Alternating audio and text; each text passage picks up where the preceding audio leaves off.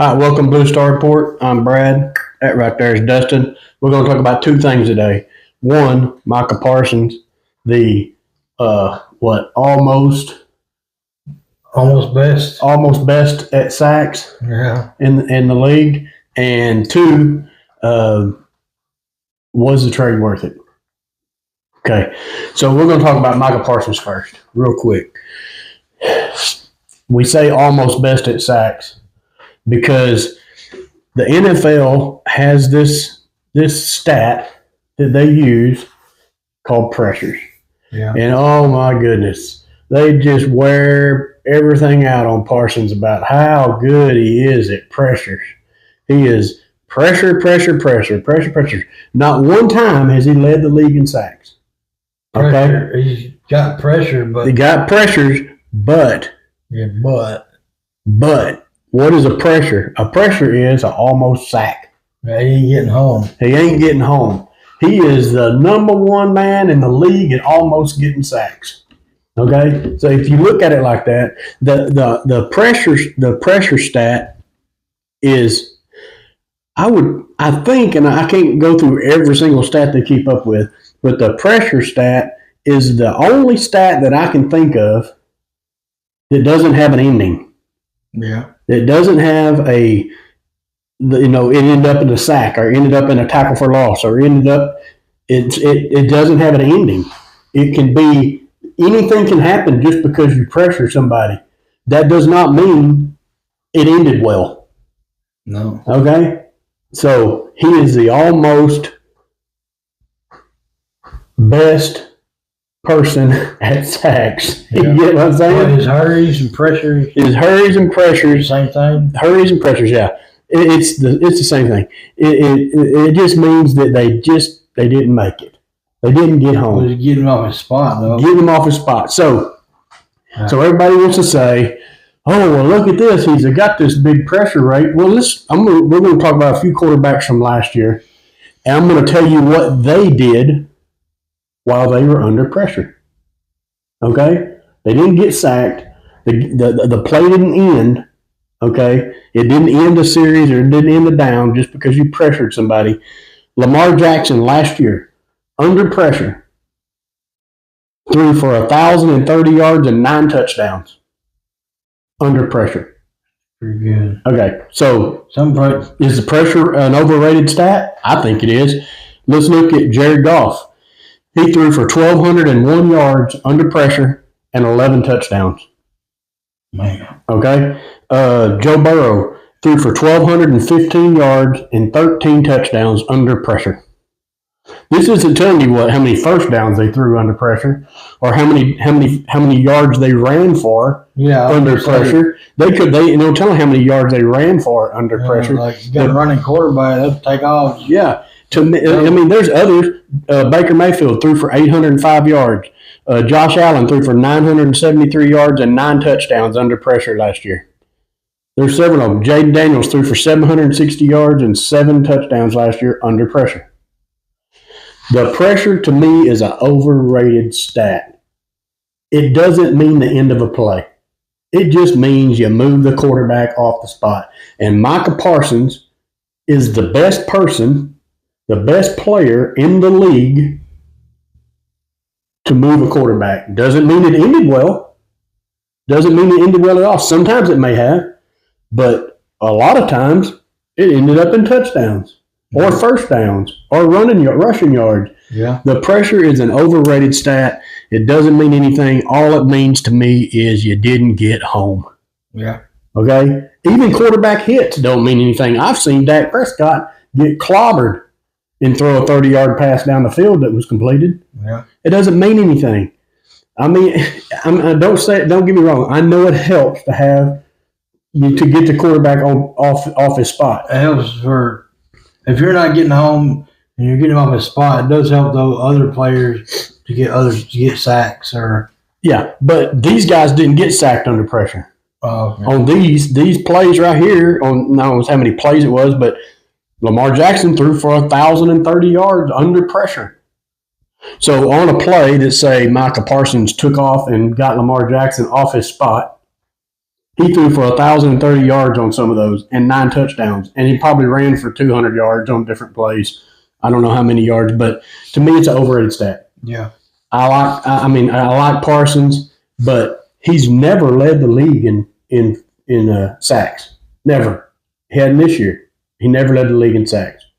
So to me, quit looking at, oh, look at how many pressures he got.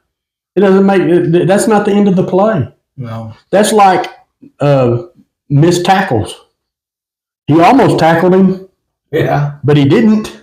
Yeah. You know, how come we don't keep up with defensive linemen and linebackers going, oh, he had 6 almost tackles. Okay? He was close. He was close. He almost tackled him, but he didn't. Yeah. Doesn't count. That's a good stat there. You know what I'm saying? Yeah. Doesn't make any difference. If you don't get home, it don't count. Yeah. Especially if they're throwing 9 touchdowns, 11 touchdowns, 13 touchdowns under pressure. The pressure is overrated. The pressure, to me, is a stat that doesn't show the completion of a play. Yeah. It doesn't. It just doesn't. It doesn't show the difference of a game in sometimes. You know what I'm saying? Dak Prescott's under pressure a lot. Yeah. Still, averaging 30 points a might game. hurry up their thinking, might speed them up a little bit. But some of these good quarterbacks know how to. That's where they thrive. Yeah. Some of these quarterbacks thrive under pressure. Yeah. Mahomes, I don't even have him on the list. There's no. I know you guys have seen Mahomes under pressure. Yeah. Sling it down the field for a touchdown. Yeah. It doesn't show the ending of a play. No. Okay, so forget about the pressures from what Micah Parsons does for people under pressure. Let's look at his sacks. Never led the league in sacks. He is to me, a middle of the pack defensive end. He really is. He's always somebody else, if not 5 or 6 others that lead the league in getting home. Okay? And even then, if it's, 7 or 8 times a game, it has to be the right time. Yeah. You know what I'm saying? Yeah. It needs to be a sack at the right time. You know what I mean? Yeah. So, anyway, that was my point there. So, what has Micah Parsons done for the Green Bay Packers? We're trying to decide whether or not what we're getting back is worth what we gave up with Micah. So, what has Micah Parsons done for the Green Bay Packers this year? I can tell you 2 things that you might not know. One, this time last year, without Parsons, Green Bay had a better record. And this time last year, without Parsons, their defense was rated higher than it is right now. Okay? Yeah. So I feel like Micah Parsons is he's good at getting sacking the quarterback. Sometimes he's not the best. He's good at getting pressures, but that doesn't mean a lot to me. It really doesn't. It helps in some situations, but it doesn't mean it's the end of the play. And that, to me, is a huge stat. I want somebody that's going to finish the playoff. Yeah. Okay? All right. So, when we traded Micah, we got 2 first-round picks, and we got Kenny Clark. So, what have we gotten back so far from Micah? Kenny Clark, obviously. We used 1 draft pick on. We used one of our first rounders next year on Quinnen Williams. So basically, I think this coming year we kept that one. Yeah, we don't. Yeah, we still got our 2 for this year, next year. Yeah, we gave up the 2027 first round. Yeah, the best of the 2 is what we gave up. Yeah, it depends on what happens. So basically, so far at this point, we've gotten Kenny Clark. Would you make this trade? I guess if somebody said, "I'll give you Kenny Clark, Quinyon Williams, whatever how you say his name, Quinnen Williams, whatever, and a first round pick," because would you take that for Parsons? Yeah, I would. Definitely. I would. You got 2 stud defensive linemen and a first round pick. Basically, so far for Parsons, we haven't yet determined what that other pick is going to be. But if it's a decent first-round pick, now you're looking at, I don't know, Williams, Clark, and a future first-rounder that, I don't know, maybe a good offensive right tackle, a stud offensive right tackle to take care of Steele. Yeah. It doesn't have to be a defensive guy. I would want a defensive guy. I would like to have a defensive guy. Could be a stud.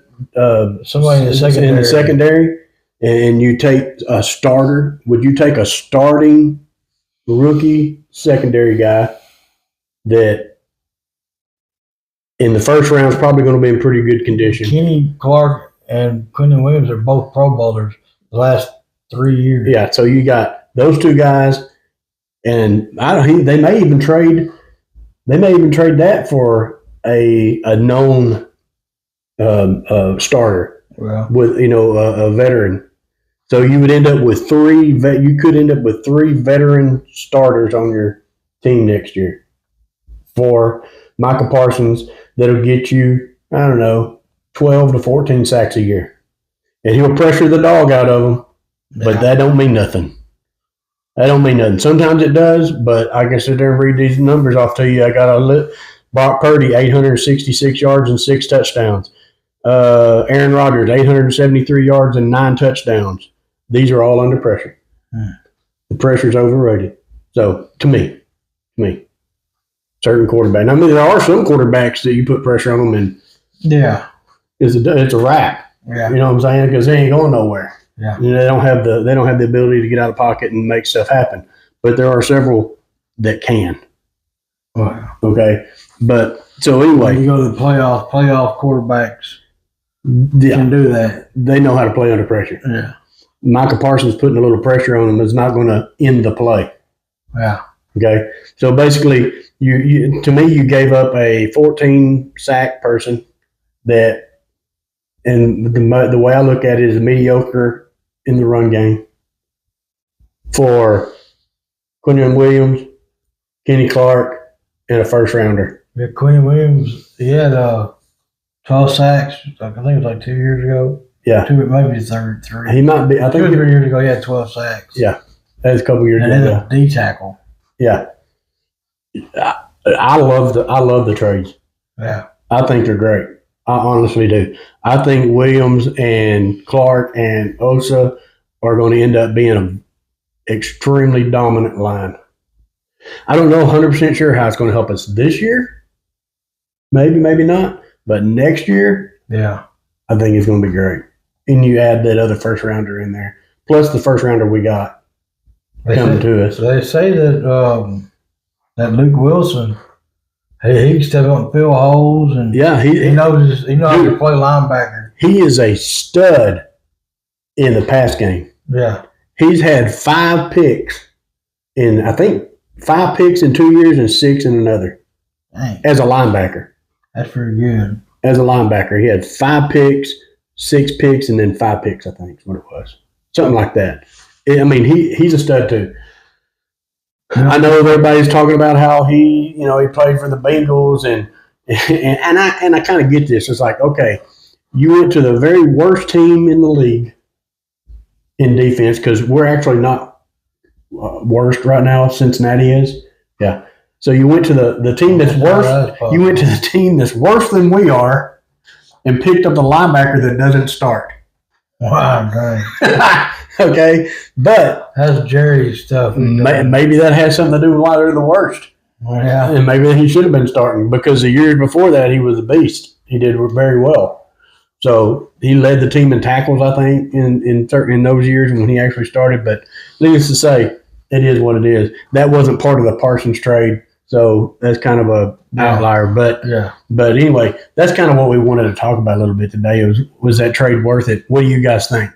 Is that trade worth it to you? Was it worth it to you? Will's big dude. He's 300 pounds. 6'3", 303. Yeah, he's a big dude. And he can put pressure up the middle. Yeah. And then you got Clark, which can do the same thing.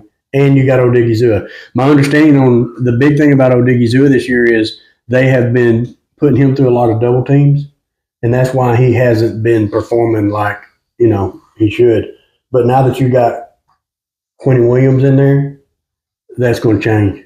I think you're going to see Clark's play and Odighizuwa's play rise really quick when he's in the game, when Quinnen Williams is in the game. It's off the subject, but Ezerako, didn't he get home a couple? He got home last week and last week and the week before or 2 weeks before, whatever. We got Ezerako, Odighizuwa, Clark, and Williams, and maybe Clowney or Fowler. Yeah. Pretty good. Yeah, pretty good. I think so. I know we need some help in the secondary. A lot. And I'm thinking Obershon coming back is going to help. That'll help. In some because we can get to the quarterback. We can get to the quarterback. And then I know a lot of people haven't been talking about Ravel, whatever, coming back. But he might come back and be a stud. You never know. You just don't know. But as far as I'm concerned, I like the Williams trade. And I'm happy with the Parsons trade so far. Yeah. Parsons is one man. Yeah. That got home 12 times, 13 times a year. That's it. We still had a horrible defense with him on it. It didn't matter. Didn't matter. When he was on there, we still had a horrible defense. Yeah. He went to Green Bay, and he has – the hype is there. So everybody wants to say they feel like, Green Bay's so much better. But if you go look, they're not. They had won. At this point last year, they won more games than they had last year, and they're better defense last year than they were this year. They got beat by Carolina this last week, and they had 2 tackles? That's it. Yeah, 2 tackles. Yeah, he has 6.5 sacks, and 3 of them came in one game. So there you go. Yeah,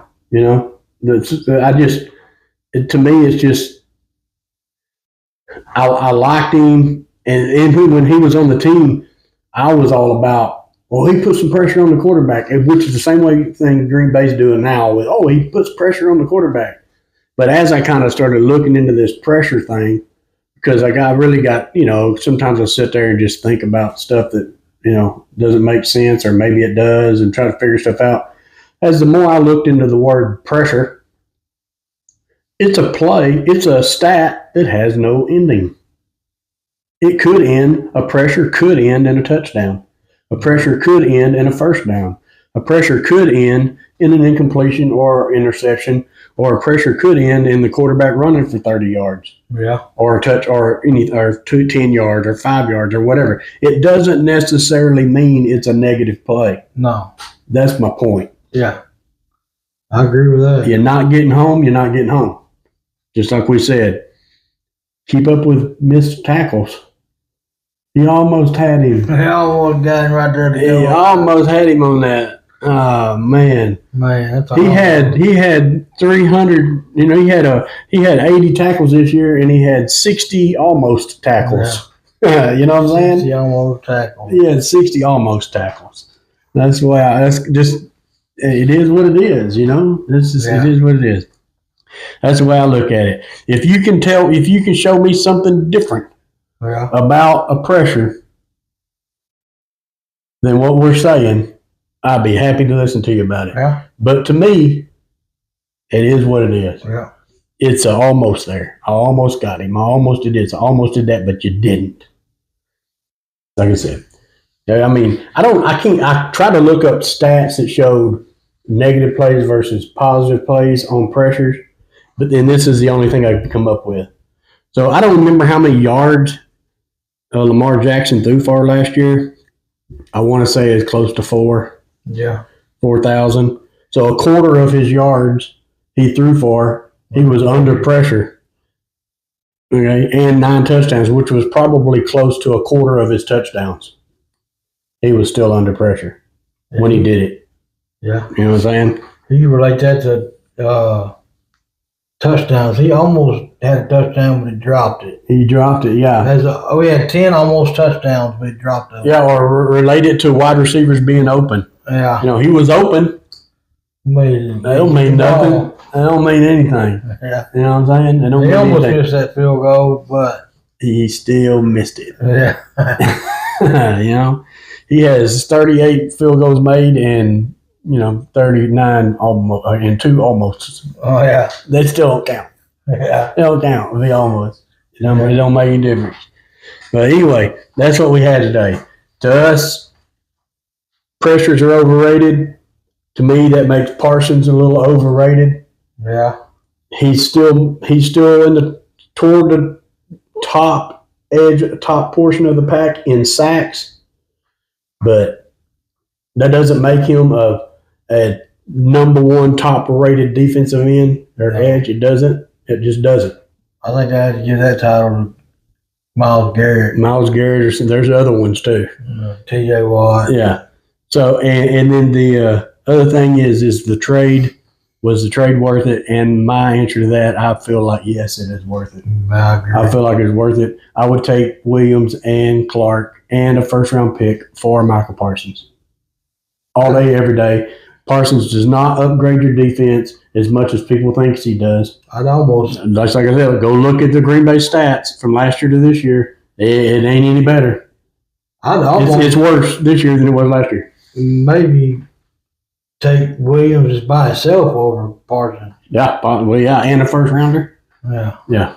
Anyway, that's what we got. If you guys would, please like, subscribe, hit that notification button, and we'll see you guys again later in the week.